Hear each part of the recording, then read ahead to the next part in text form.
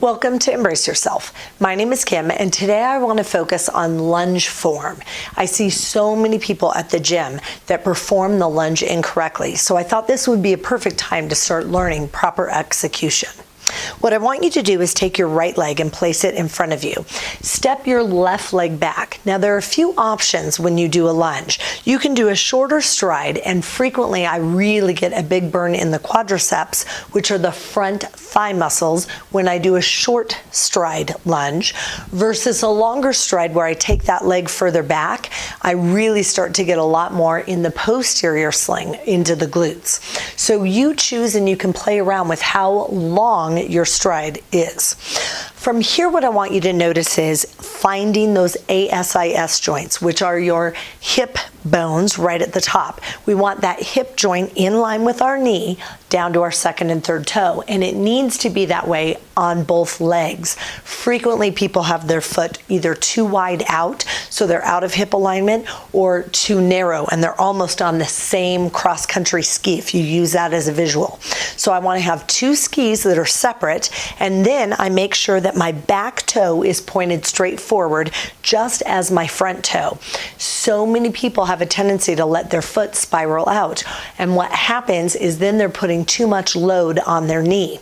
Same thing if I rotate the toe in. So we want to make sure that we maintain good alignment, and both skis, if you will, are pointed forward.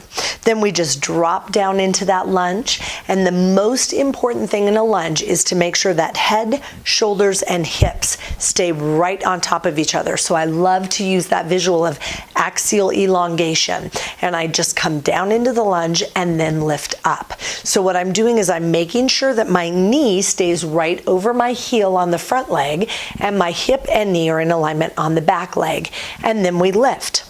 Now, from a side angle, you take that leg and you make sure again that you're hip width apart with both toes pointed straight forward.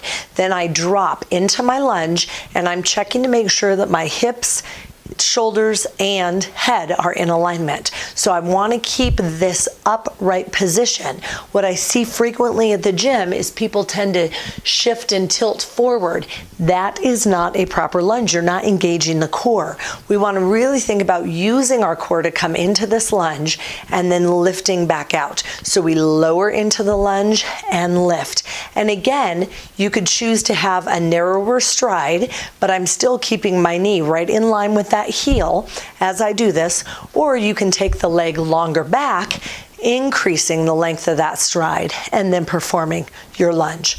So this is your home fun challenge for today, practicing proper execution of a lunge.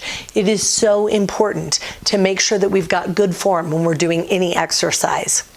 I also would love if you'd please click subscribe on the YouTube channel. Make sure to ding the bell so you're updated about the videos that are forthcoming, and I'll be sure to see you tomorrow.